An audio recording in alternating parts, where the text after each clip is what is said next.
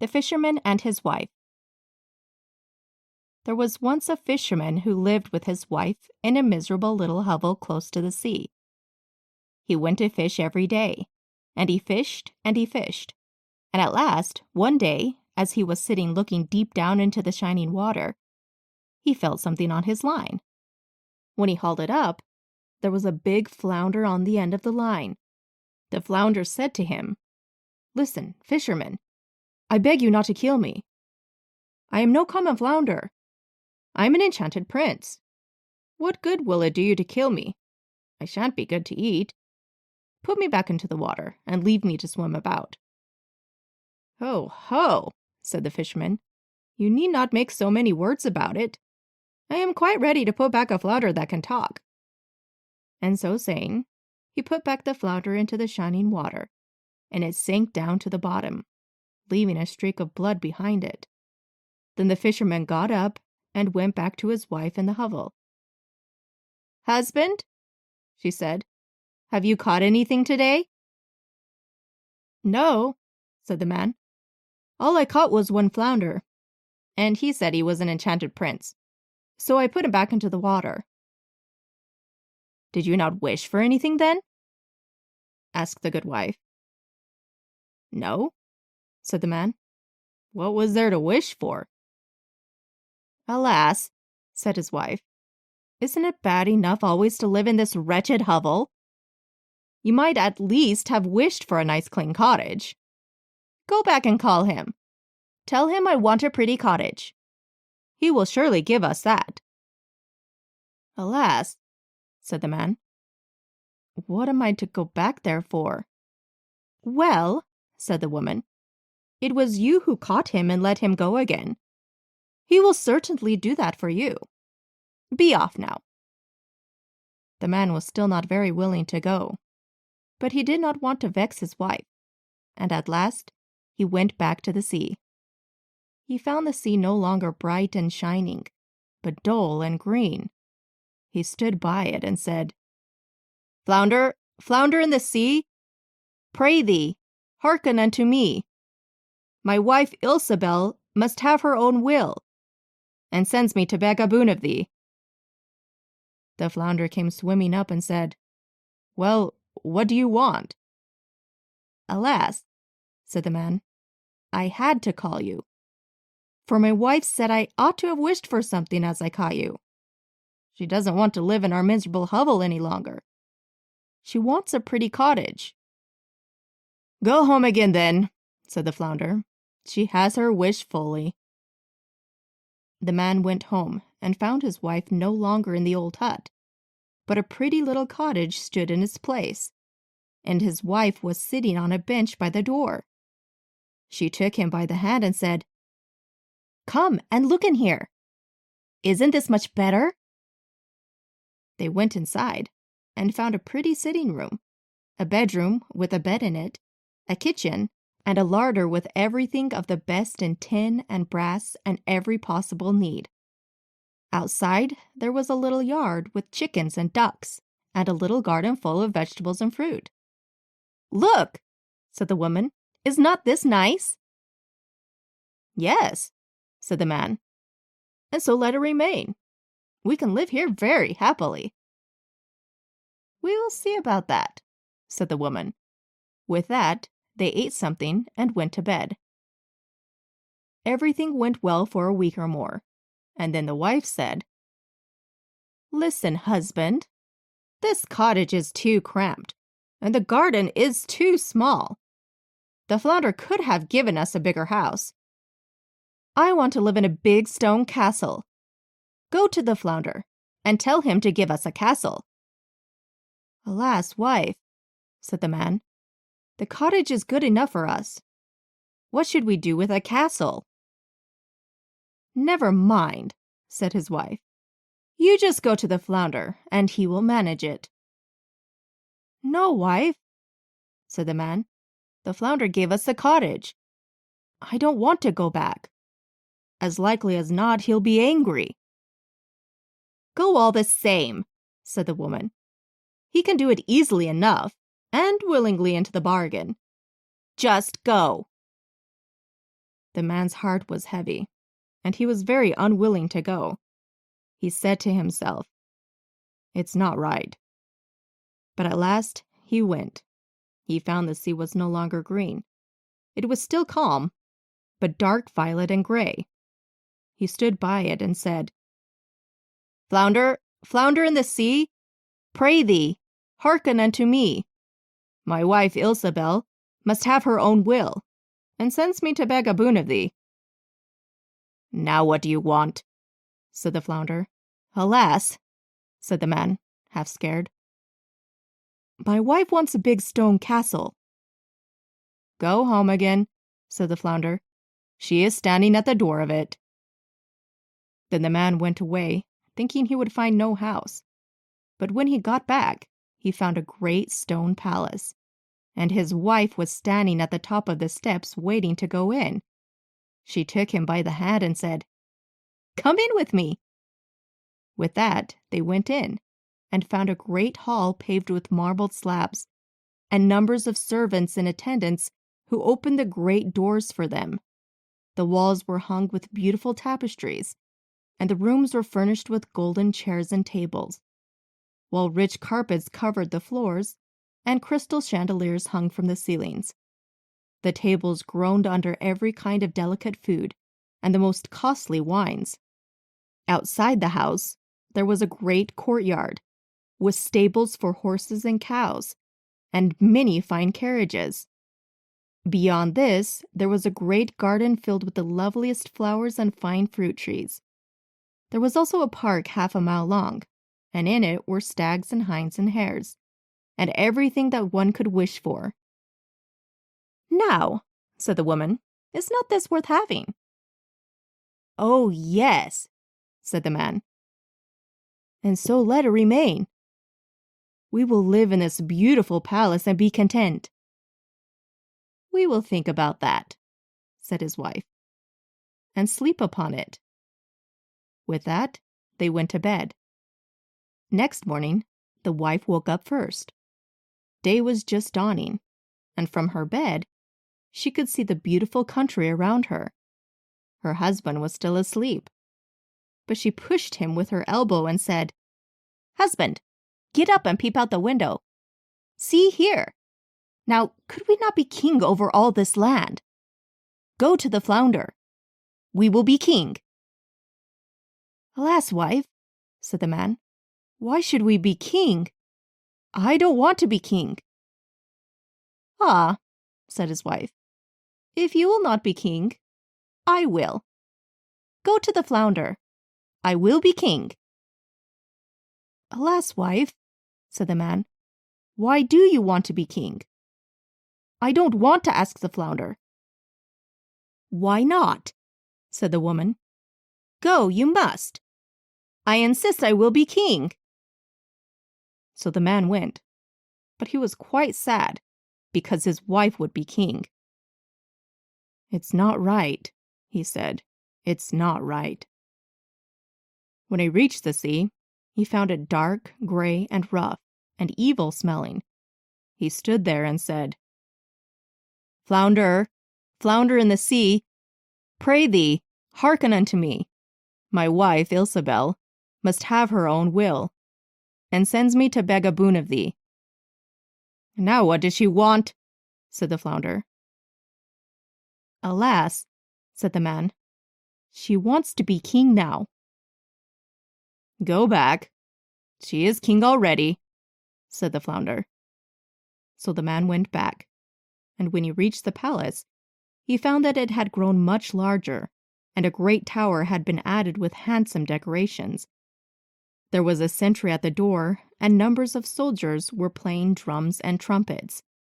As soon as he got inside the house, he found everything was marble and gold, and the hangings were of velvet with great golden tassels. The doors of the salon were thrown wide open, and he saw the whole court assembled. His wife was sitting on a lofty throne of gold and diamonds. She wore a golden crown and carried in one hand a scepter of pure gold. On each side of her stood her ladies in a long row, every one a head shorter than the next. He stood before her and said, "Alas, wife, Are you now king?" "Yes," she said. "Now I am king." He stood looking at her for some time, and then he said, "Ah, wife, it is a fine thing for you to be king. Now we will not wish to be anything more." "No, husband," she answered, quite uneasily. "I find that time hangs very heavy on my hands. I can't bear it any longer. Go back to the flounder. King I am, but I must also be emperor." "Alas, wife," said the man, "why do you now want to be emperor?" "Husband," she answered, "go to the flounder. Emperor I will be." "Alas, wife," said the man, "emperor he can't make you, and I won't ask him. There's only one emperor in the country, and Emperor the flounder cannot make you. That he can't." "What?" said the woman. "I am king, and you are but my husband. To him you must go, and that right quickly. If he can make a king, he can also make an emperor. Emperor I will be, so go quickly." He had to go, but he was quite frightened. And as he went, he thought, "This won't end well. Emperor is too shameless. The flounder will make an end of the whole thing." With that, he came to the sea. But now he found it quite black and heaving up from below in great waves. It tossed to and fro, and a sharp wind blew over it, and the man trembled.